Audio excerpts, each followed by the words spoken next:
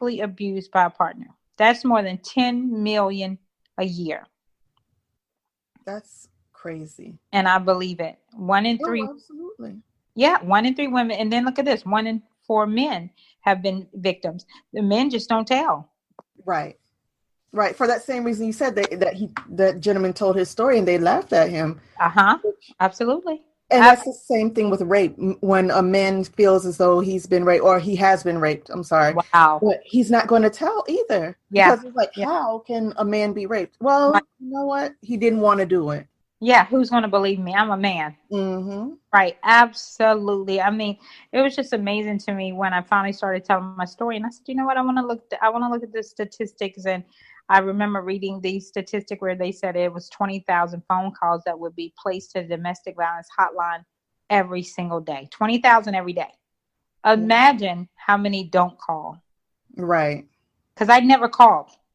Yeah. And neither did I. Never. Wow. So did you kind of just stay in it as well? I stayed until I couldn't take it anymore. And I was fed up. Wow. And he went to hit me. I was in the closet taking out clothes to do something. I think laundry or something. He went to hit me. And that final day, I was like, you know, I'm not taking this today. I just really don't feel like it. Right. We fought. If it's reminiscent of the scene in the limo with Ike and Tina. Oh my goodness, yes. Yeah, that girl, I'm telling you, I didn't know where the strength came from. It was nobody but God. Yeah. Listen, I gave that man a run for his money in that closet, and he actually called the police on me. See, and I think you said the key word. You were tired of it. I'm not taking any more. So when you decided this is not happening, you're not going to lay a hand on me anymore. That courage inside of you, that courageous Sophia, just rose up and said, "No, enough." But did you see then how they cowered it? They began to cower away from it. Mm-hmm. Mm-hmm. And wow. It was like it was a whole new person. Mm-hmm. I was like, what? Where has this person been all the time? Because the person that was attacking me was more like a lion. Yes. You're like a cub. Right. So, yeah. As you're saying that, you said he was like a lion. Now, it's almost like they tower over us. I always see the vision of now, of course, I'm talking about a man because I'm a woman, but again, men, we do understand and say that, men get abused too, but I always see a vision of me or a lady, very, very small, laying in the corner and this man towering over her. Yes. I want people to know that and I know you know this as well, that and can attest to it. The number one tactic almost always, first of all, is isolation. I have to get you away from people you trust, get you away from people you love. I have to get this person totally dependent on me. Yes. Oh my God. And then what do? The manipulation starts. Mm-hmm. Nobody don't love you. If they love you, they'll come see about you. Exactly. Yes. Start feeding you negativity. And you start to believe it. You start to who you are is this person that they're telling you.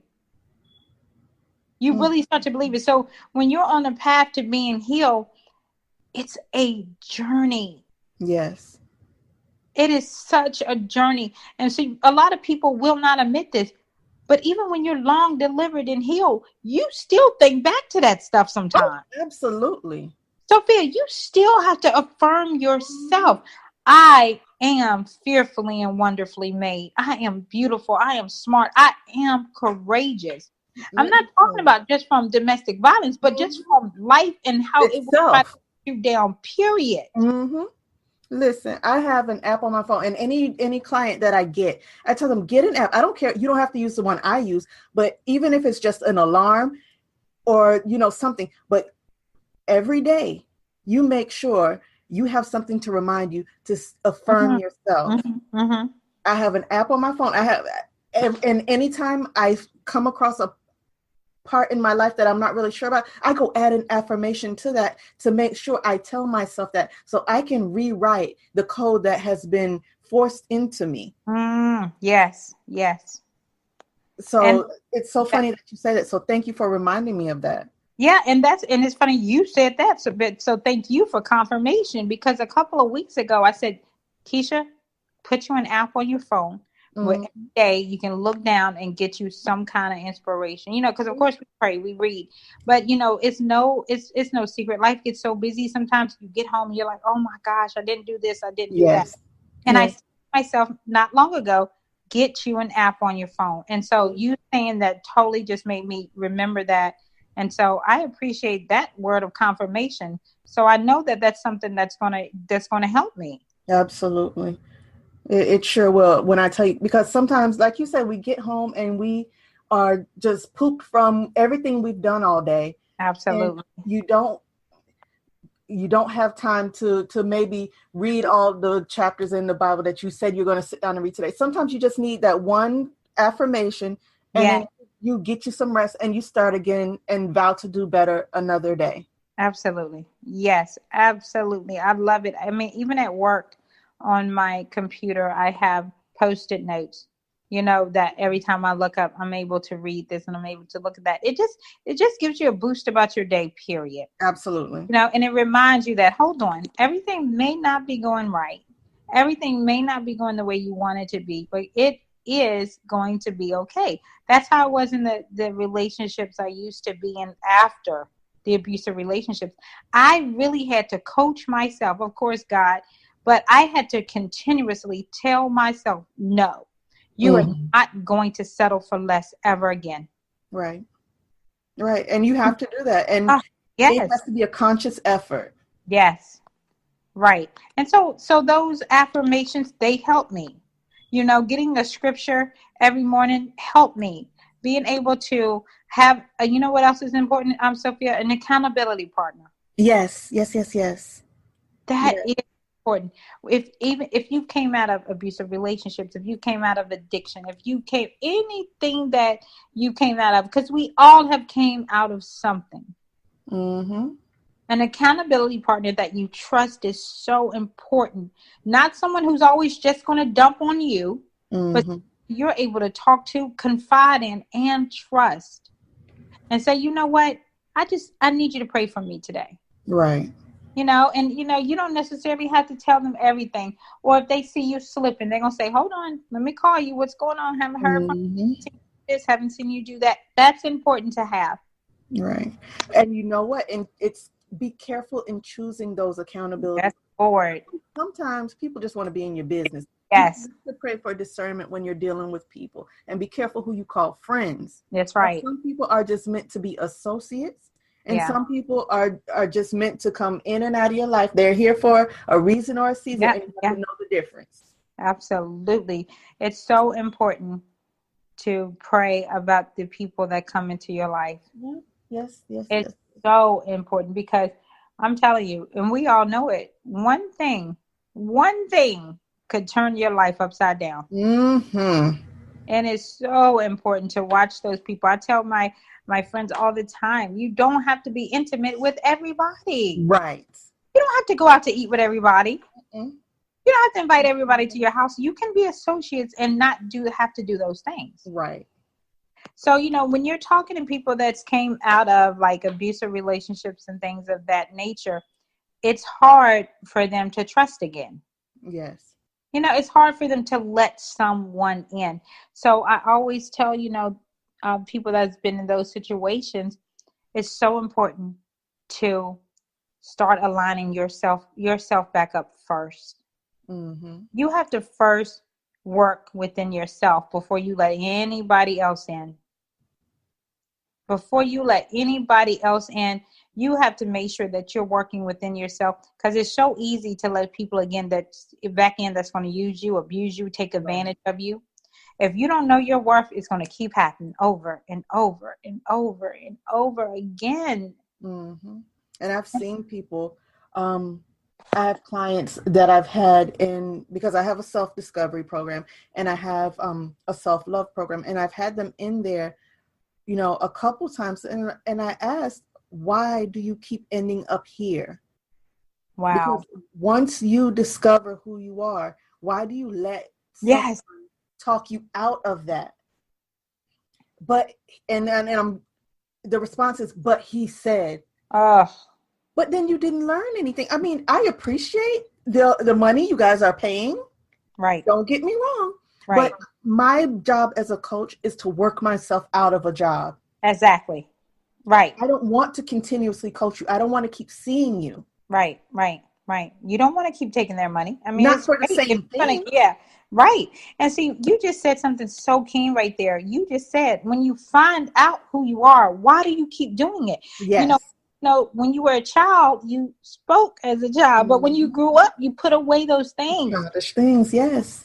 When you find out, when I can only speak for me. So when I found out who I was, courageous was not even the word. I was on fire, Sophia. I was like, oh my goodness. Now, I wouldn't go back and change anything that's happened in my life, because it's brought me to this point where I'm able to help people. I'm able to go out and tell my story. And I love working with people. I just love people. I love it. I love it. I love working with people. But when you find out who you are, when you find out whose you are, the one thing that you can do that's so important is to keep searching, to keep digging, to keep reading the word, to keep praying for revelation. We can't stop here, because this thing is deep. Right. Even after the abusive relationships, and I prayed that God showed me, I was amazed. That prayer. Oh my goodness. I was amazed. Yep. So you did you pray that prayer as well? It was similar. Oh goodness. It was Lord, show me what you meant for me. Wow. Yeah. And it was like, all of this? Yes. This is what I have been holding myself back from, because I wanted something that was in the physical, in the that wasn't even no good for me. Because needless to say, I was warned. Yeah. Before getting into any of these relationships, I was warned. And it was like, I disregarded the warning, and I wanted to go my own way. So I was like, this is what you had for me. Had I stayed on the path you set for me, I could have been had all this. I didn't have to go through all these detours. Right. Let me get right now. Exactly. That's how you get in line. That's how you feel. You like, because once we realize, because we think that God is withholding that stuff from us. No. We did it to ourselves. Yeah, exactly. And he's saying, get back in line. And I still have for you, but I need you to get in line. I need you to listen to what I'm saying. Yes. Listen to what I'm saying and do it. And he's sitting there. I imagine him so many times just sitting there looking at me saying, Keisha, really? Right. Keisha, I'm telling you what to do. I'm guiding you. I'm telling you to go right, and you're going left. Yep. But the one thing, I'm so glad. Oh my goodness. I'm so glad that all things, even the mistakes. Yes, they work together. Girl, even the mistakes that we make, they still work for our good. Yes.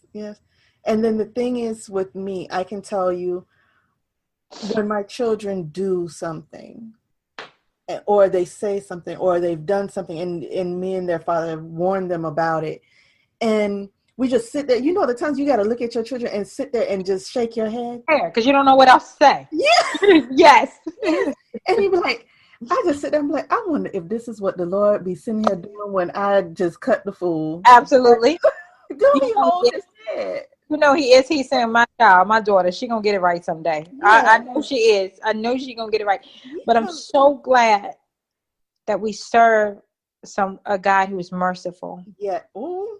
Yes. And gives us chance after chance. Now that's not permission. That we don't deserve. Right. Not permission to sin.